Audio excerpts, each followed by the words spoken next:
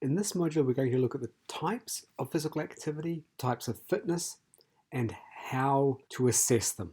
Just to revisit what came up in the introductory lectures, and that's that physical activity is any bodily movement produced by skeletal muscles that requires energy expenditure.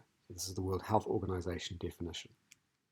Exercise is a subset of physical activity, and it's defined by the Oxford English Dictionary as activity requiring physical effort carried out to sustain or improve health and fitness. So ultimately what makes physical activity exercise is the reason behind it. What is fitness? Ultimately, fitness means different things to different people. If you think broadly about the word fitness, you might come to the conclusion that what matters is being fit for purpose, whether that's wanting to be able to safely pick up and carry a package or some groceries, being able to keep up with your children or grandchildren, or being more competitive in your chosen sport. You want to have the exercise you do complement your goals while keeping you healthy. So depending on what you want to be fit for, fitness can come in the form of endurance, or what some call cardiovascular or cardiorespiratory fitness. It could be strength endurance. It could be absolute strength, that ability to pick up a maximum weight or push a maximum weight overhead. It could be about power or speed, in other words, strength displayed at speed. Or it may mean flexibility, range of joint motion, balance and coordination. And in all of these, there is a degree of skill. There is a degree of specificity to the task. Types of fitness aside, to get the results you or anyone else wants from exercise, it helps to be aware of frequency, intensity, time, or I prefer duration, and type. These are the easiest to remember if you consider that they spell fit. We'll start with type. Mostly physical activity, and especially exercise, are divided into aerobic and anaerobic. Aerobic means with oxygen. Anaerobic means without oxygen. And these refer to how your body generates energy. Our bodies are much more efficient generating energy using oxygen, but it takes a little longer. So when you need lots of energy really quickly, the body can generate some energy without oxygen. With oxygen is slower, but much longer lasting. Without oxygen is fast, but brief. Think 100-meter sprint versus a nice stroll. The sprint is anaerobic. Now, sure, it has an aerobic effect afterwards as you recover and you regenerate that ATP, that energy currency of the body, but in the moment, it's anaerobic. Going for a stroll is mostly aerobic. There are two broad classes of aerobic training: continuous and intermittent or interval. With continuous training, you warm up and go for the duration. With intermittent or interval training, you warm up and then do several rounds of an activity with some sort of recovery in between. Anaerobic training covers sprinting, speed training, and power training, as well as strength training. The reality is that no matter what we're doing, our bodies use both aerobic and anaerobic means to generate the energy we need. The intensity of the activity will simply shift the balance of where most of that energy for the activity is coming from. Is it more anaerobic or is it more aerobic? So a key message here is that exercise isn't just one general thing. The specifics determine the physiological and therefore the health effects. Is it aerobic? Is it anaerobic? Is it more cardiorespiratory endurance focused, strength endurance focused, flexibility, coordination, absolute strength, whatever it might be? That conveniently brings us to the characteristic of intensity. The intensity of an activity is relative to the person doing it. We need to have some measure of individual capacity to be able to say, hey, this person is working at a given intensity. Moderate intensity for a professional cyclist might be absolute maximum intensity for me. The best way to understand intensity is how it's measured. Imagine pedaling on a stationary bike with the resistance of the pedals gradually increasing, or walking on a treadmill with the speed and incline increasing every few minutes, then going until you can't go anymore, all while your breathing and heart rate are being monitored. That is a classic exercise stress test. And the setup will let us measure your maximum capacity in terms of the peak resistance on a bike or the peak speed and incline on a treadmill, your peak oxygen consumption, in other words, how much oxygen your body can use per minute when it's working its hardest. This also tells us how many calories you can burn when you're going hard, and your maximum heart rate. Now, that one's a little bit different because while as you get fitter, your peak resistance or your peak speed or your peak incline is going to go up with your fitness, as is your peak oxygen consumption, your maximum heart rate is going to basically stay the same because your maximum heart rate is maximum no matter what your fitness level. In fact, it's something that goes down each year. Your fitness might be improving, but your maximum heart rate is going to go down roughly 1 beat per minute per year. You can still use it to determine intensity, and we'll look at that shortly, but just be aware maximum heart rate doesn't go up. No matter how much training you do, it actually goes down. The other measures of fitness go up. It's natural to assume that if something feels hard, intensity must be high. Yet in exercise circles, intensity has a very specific meaning. Do any physical activity long enough and it'll begin to feel hard. That doesn't make the activity high intensity. So just imagine holding your arm out in front of you, straight out in front of you, parallel to the ground if you're sitting upright or standing. You'll eventually not be able to do it, but it's a low intensity activity. Now do the same thing with a weight in your hand. For you that might be a kilogram, it might be 5 kilograms, you might be exceptionally strong, it might be 20 kilograms. You're not going to last very long, and that tells us that that activity was high intensity.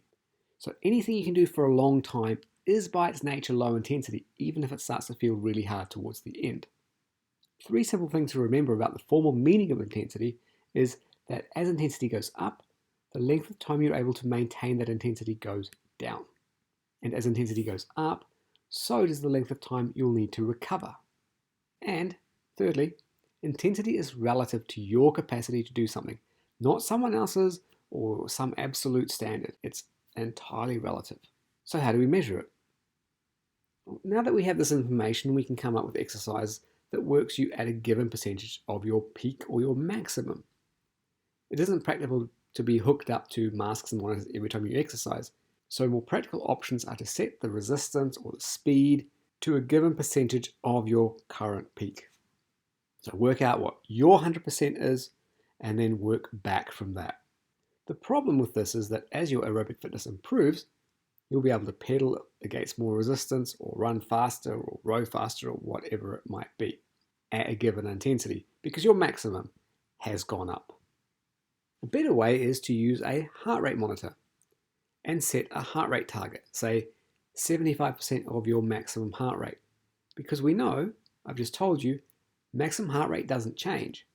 As you get fitter though, you'll be able to do more work, go faster for example, at a given heart rate.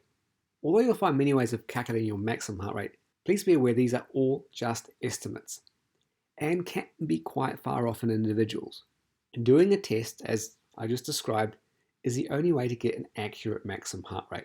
So basically, let's say you're on the treadmill going at whatever setting, incline and speed it is. If that incline goes up or that speed increases and your heart rate doesn't increase with it and you can maintain that for 30 or so seconds, and that's probably all you've got in you, 30 seconds, maybe a minute, then we know we have your heart rate max. If you just basically have to stop, whatever your maximum heart rate was at the time, we call your heart rate peak. So yes, technically there is a slight difference between heart rate max and heart rate peak. When we have determined your heart rate max, we know that's not going to budge. The work got harder, but your heart just couldn't beat any faster despite it getting harder. In the heart rate peak scenario, all we know is that you stopped. Maybe you quit a little bit before you had to. Maybe you didn't have the willpower to push yourself. So heart rate peak is really more about how hard you can push yourself. Heart rate max is literally how much your body can do. And please remember, your maximum heart rate slows down by roughly 1 beat per year. So you would have to keep adjusting this. You don't have to keep measuring it again and again. But once you've established your maximum, if that was 2 years ago, you can reasonably assume that your maximum heart rate is going to be 2, less than that now. Now, if you don't have a heart rate monitor, and aren't keen to invest in one, and maybe you also don't have access or money to gain access to a true maximum exercise test, then another way to assess intensity is using a visual scale. And the two most commonly used scales are the 6 to 20 and the 0 to 10 ratings of perceived exertion, also often called Borg scales after their developer. And even though they are subjective, they correlate surprisingly well with more objective measures, heart rate, percentage of maximum, and also VO2, oxygen consumption percentage. Although others might use slightly different numbers, this table gives you a good idea of how the scales compare and what can be classed as low, moderate, and high aerobic intensity. All right, so down at the lower end, we're looking at 30 to 54% of your maximum resistance or speed, and roughly similar with volume of oxygen consumed, slightly different percentages for heart rate maximum, and depending on which scale you use, slightly different numbers for rate of perceived exertion, whether it's a 1 to 10 scale or 6 to 20 scale. And then moderate and high. And this applies to predominantly aerobic activities. Yes, there's going to be some anaerobic activity, especially at the higher intensity, but it's mostly aerobic, and it is something you'd be able to maintain for some time. Not so much the 100%, but anything less than that for minutes. And some elite athletes could maybe sustain near maximal aerobic intensity for many minutes on end. Now, intensity is measured differently if we're looking more at a direct quality of strength. Here, intensity is measured in terms of your 1 repetition maximum for a given exercise. Your 1 repetition maximum is simply the most resistance you can move through the full range of motion of a given exercise once and only once. As you can imagine, launching straight into an exercise with a weight that is heavy for you is a great way to get injured. So as the saying goes, don't try this at home. A safer option is to follow the same principle, but say do a 5 repetition maximum, or pick another number consistent with your training program. For a 5 repetition maximum, you'd warm up and do so thoroughly, including on the exercise you're testing, and then you'd work your way up to the maximum resistance you can move through the full range of motion for your chosen exercise, no more and no less than 5 times. So determining a true repetition maximum can be quite time consuming, because on the one hand you want to be thoroughly warmed up, but on the other hand you don't want to exhaust yourself on the way of determining your maximum. So if you end up getting quite close to that repetition maximum, you know you're going to have to spend 10 plus minutes resting before you go for your next attempt, so your previous attempt doesn't interfere. While some might again quibble about the exactly where to draw the line between low and moderate intensity and between moderate and high, this gives you some rough figures that I would say most people in the fitness industry, exercise science world would agree with. So low intensity would be 40 to 70% of the repetition max, and the likely number of repetitions possible would be 15 plus. Now, people are going to vary considerably on that, and as a rule of thumb, women will be able to do more repetitions at a given percentage of repetition maximum. Moderate intensity would be seen as 75 to 85%, and maybe people will get 8 to 12 repetitions. Again, it varies. And then lastly, high intensity, we were looking at 90 to 100%. Now, 100%, of course, of 1 repetition maximum is going to be 1 repetition. But at the 90% mark, people might get 3, 4, 5 repetitions. Another key aspect of physical activity is frequency. Frequency is most often used to describe how many times you exercise per week, but it could just as easily be per day if you do multiple sessions. You might walk daily, go to the gym twice a week, and go swimming once a week. On the other hand, you might go for a quick walk before each meal, and so do 3 walks per day and 21 walks per week. Frequency also applies to how many times you do a specific type of exercise or movement. You may do push-ups every time you go to the gym, or you may do them in only one of your weekly sessions. Frequency is important because many of the health and performance promoting effects of exercise are short-lived, lasting hours to a few days. If you exercise too infrequently, you won't get the full benefits. So if we're looking at an immediate effect of exercise on, say, blood glucose control.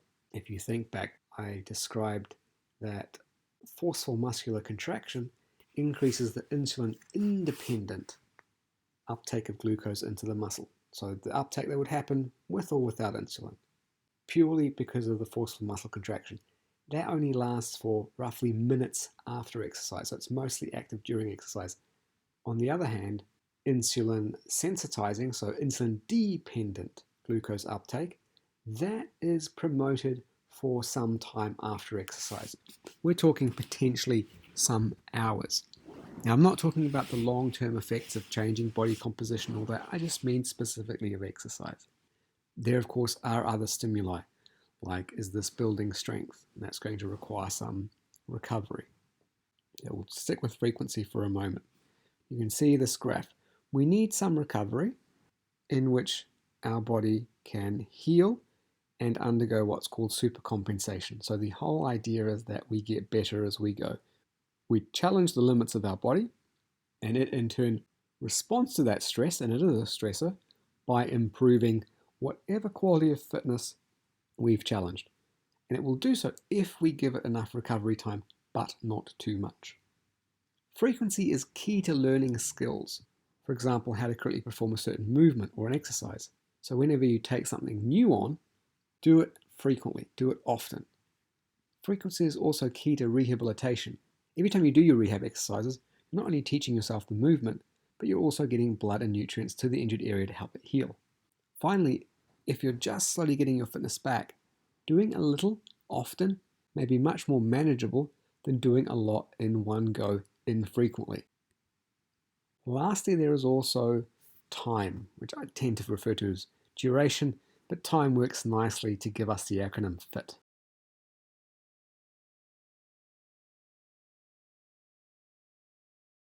Time might refer to the total time spent being physically active, the time spent on a specific session of activity, the time spent doing a specific exercise, or even the length of a bout, round, or interval. So in resistance or weight training circles, for example, there is a focus on time under tension. How long is the muscle actually under the tension of the resistance? But how much time is spent under tension?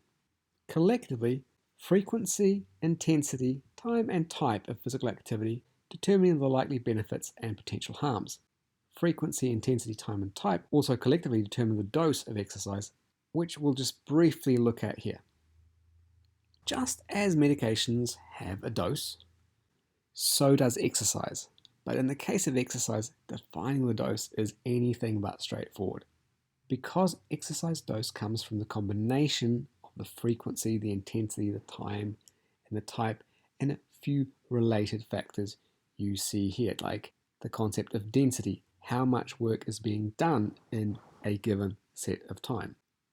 Understanding a little bit about exercise dose will help you navigate between the problem of disuse, affecting so many people in our largely sedentary world, and the problem of overuse or even abuse that can crop up when we consistently push our bodies too far or in the wrong direction.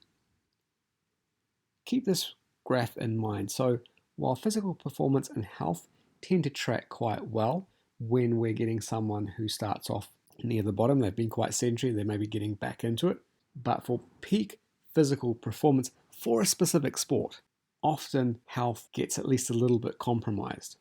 That could be repetitive strain, other overuse, joint laxity, if we're talking excessive flexibility work, overall excessive specialization, so muscles get out of balance. All of those things can undermine the health effects of physical activity. But they may be consistent still with peak performance of a very specific nature. One way to look at exercise dose is in terms of a single session. The other way of looking at it is over time. This diagram looks at dose from the perspective of a single session. So being a stressor, exercise is something your body has to recover from. The greater the stress, the more time it takes to recover. At the extreme would be noticeable injury. Given a high enough intensity and or duration, your body won't be up to repeating the effort for minutes, hours, or a few days. Afterwards, you would need appropriate rest. With time, your body does recover. And if the dose of the exercise was neither too high or too low, you'll actually get better than you were. and that is sometimes called supercompensation, which just means that you'll be able to handle more the second time around because you'll be slightly faster, stronger, have greater endurance, or whatever the specific area of fitness might be. Assuming you got the dose right, the next deciding factor is when you repeat what you did. If you do it too soon, you short circuit the supercompensation process. If you wait too long, your body will undergo something called detraining. In other words, you'll slip backwards. This is such an important topic that it's worth looking at in terms of frequency and therefore cumulative or the accumulated dose.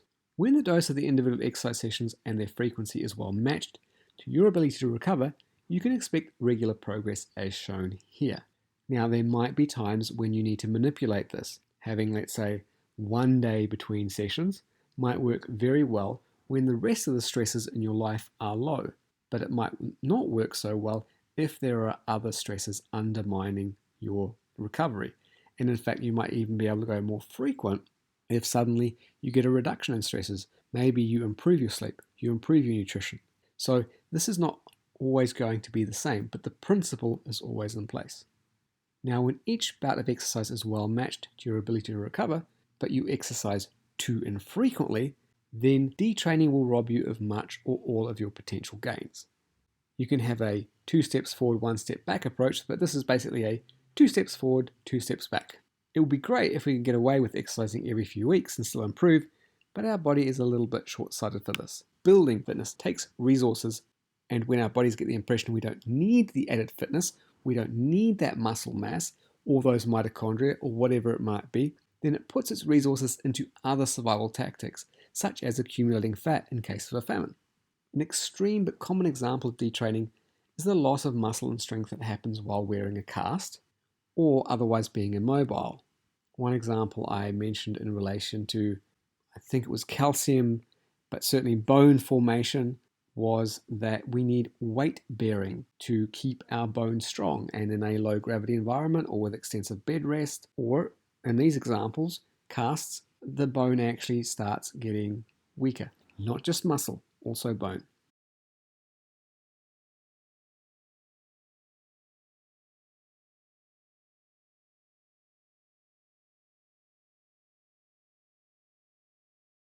On the other hand, if we do too much in one go, or, as shown in the diagram, do an otherwise manageable amount too frequently, we won't recover fully. In this scenarios, our bodies don't even finish recovering before being challenged again. Over time, they get worn down.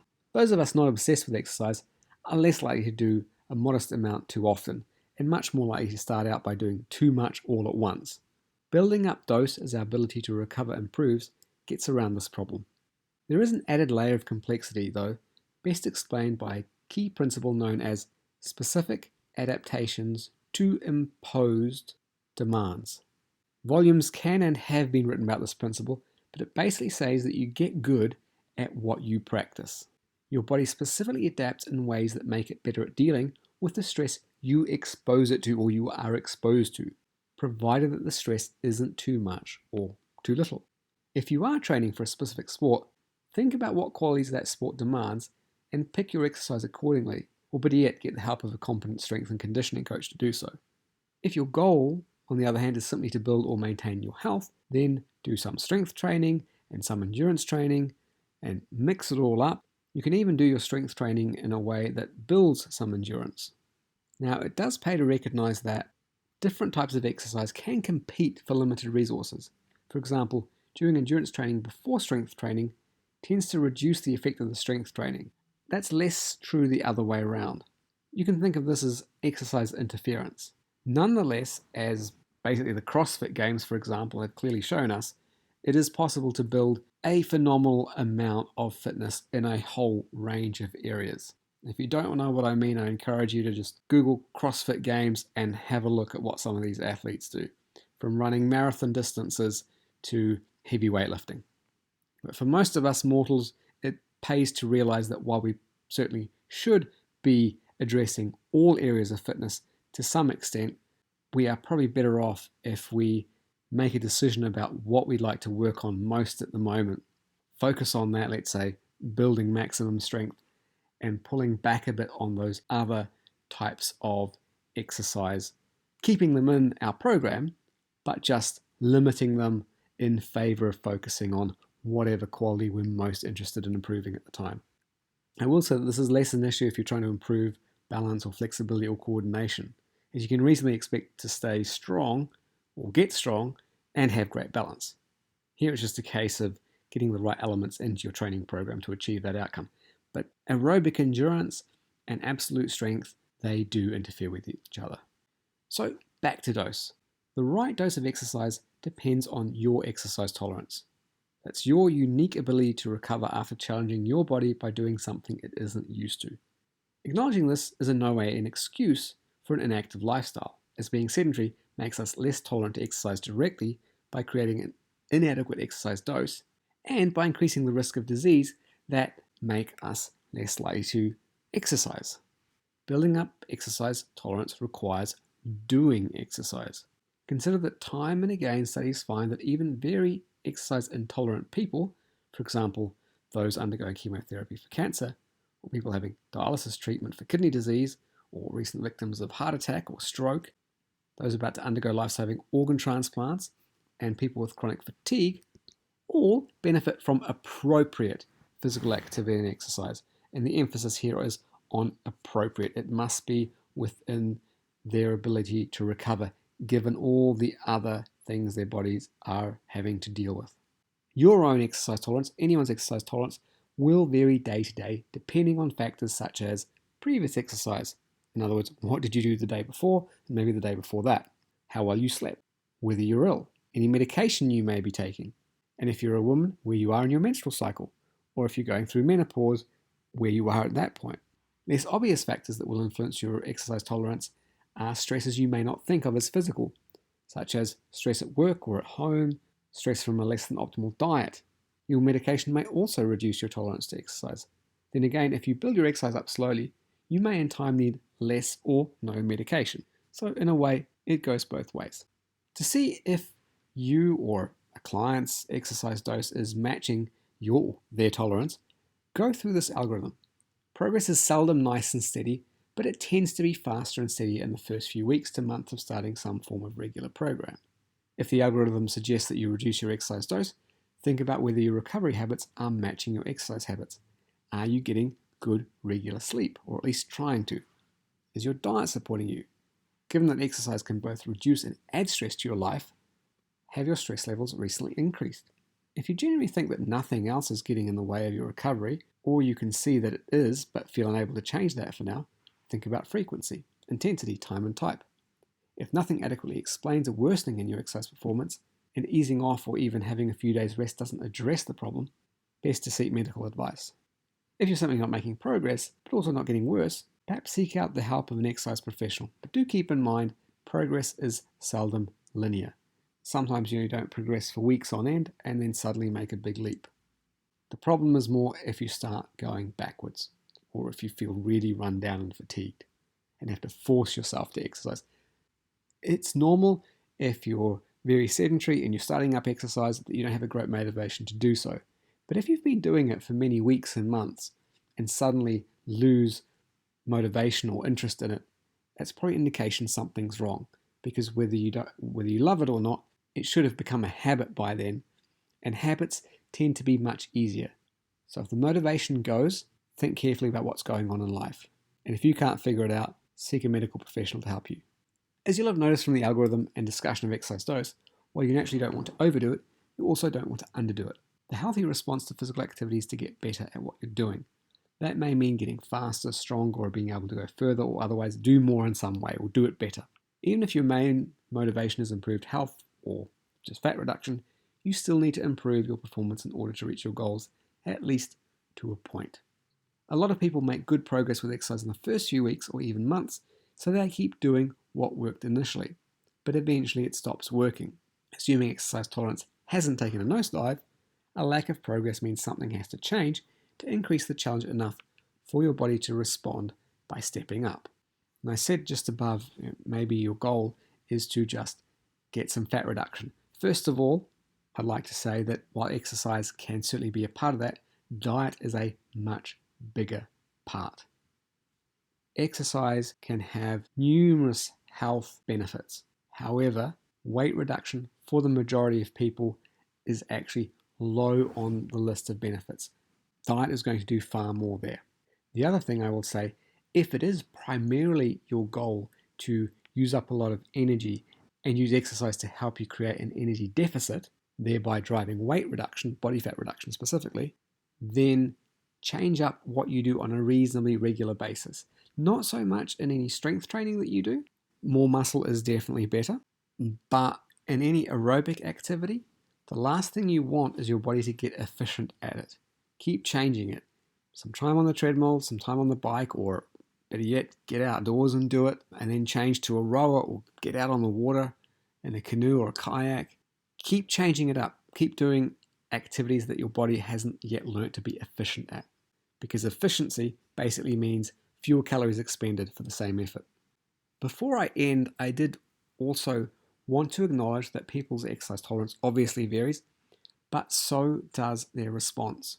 A few years ago, there was a study, and this is taken directly from that study, that compared Europeans and South Asians, this was in the UK specifically, and looked at how many minutes per week of moderate equivalent, they called it, exercise. So think back to metabolic equivalence, for example, where we're trying to equalize everything. Some people might be vigorously active only a few times, other people might be moderately active for longer and more frequently, but it works out to be about the same.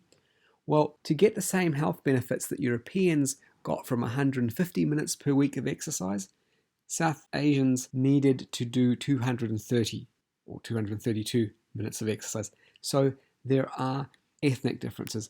Even if you can't do that much and you come from South Asia, exercise is still beneficial, but unfortunately it's a little bit unfair. Some groups need to do a bit more to gain the same benefit as others. Now, this is on average. There will also be Europeans that need to do more than other Europeans and South Asians that need to do less. But it's worth being aware that there appear to be ethnic differences in terms of the benefits of exercise. Not that any group doesn't get benefits, it's just some need to do more. A key take-home message here is that physical activity isn't all the same. The specifics change, and they change the health effects.